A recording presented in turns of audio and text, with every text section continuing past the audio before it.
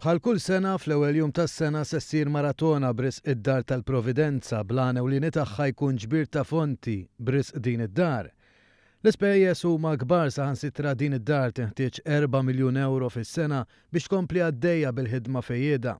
Kien 12 ta' Settembru tal-1965 meta l-moħħ wara din id-dar Dum Michela Zoppardi ħabbar fuq ir-Rediffusion li kellu x-xewqa li jiftaħ dar f'Malta għal persuni b'diżabilità. Lan kien li titjieb il-kwalità tal-ħajja ta' dawn in-nies li ma setgħux jibqgħu jgħixu ma' tal-familja. Semmija żagħżugħa li kienet qed tisma' xandira ġbita l-idea tant li għaddietlu ċekk ta' 100 lira Maltin li kienu mġemmajn għal safra li kellha f'rasha. F'Jannar tal-1967 il-binja magħrufa bħala Randy Royal Navy Rest Camp għaddiet biex tkun id-Dar tal-Providenza. Matul il-50 sena ta' storja, id-Dar tal-Providenza komplet tiżviluppa.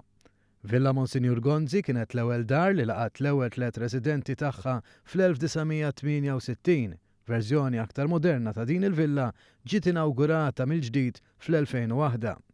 Fl-1971 bdiet tinbena t-tieni dar bil-għan li taqdi 50 resident. Villa Papa Giovanni ġiet imżanżna ftit snin wara. Fil-Vitorja tal-1987 ġiet inawgurata Villa Papa Luċjani u 10 snin wara 4 residenti mxew għal dar Żernieq fil-qalba tas-Siġiewi. 7 snin ilu Fader Martin Mikallef inħatar direttur ta' din id-dar.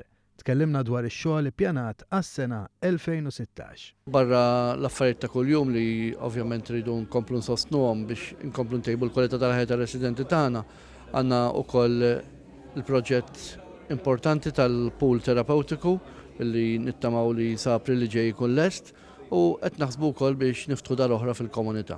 Il-festa ta' ġenerożità tibda b'qudiesa fid-9 ta' filgħodu wara spettaklu bl-aqwa talent sa nofs il-lejl.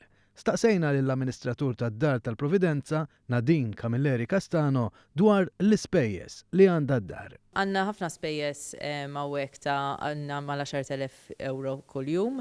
Allura għandna bżonn in-nies biex jiġu jagħtu d-donazzjoni tagħhom. Għalaqna l-laqgħa fid-Dar tal-Providenza billi tlabna appell mid-direttur dwar il-festa ta' ġenerożità. Ejjew hawnhekk araw il-proġetti li saru u għatu dik id-donazzjoni tagħkom li tkun qed tagħmlilna bil-kuraġġ biex inkomplu il-ħidma tagħna u nsostnuha. L-awguri ta' One News issawwa li l-ewwel jum ta' Jannar ikun wieħed ieħor speċjali fejn tkompli twarrat il-ħolma li kellu l-fundatur Monsignor Michela Zoppardi li d-Dar tal-Providenza tkompli tkun il-ken ta' dawn il-108 residenti li tħaddan.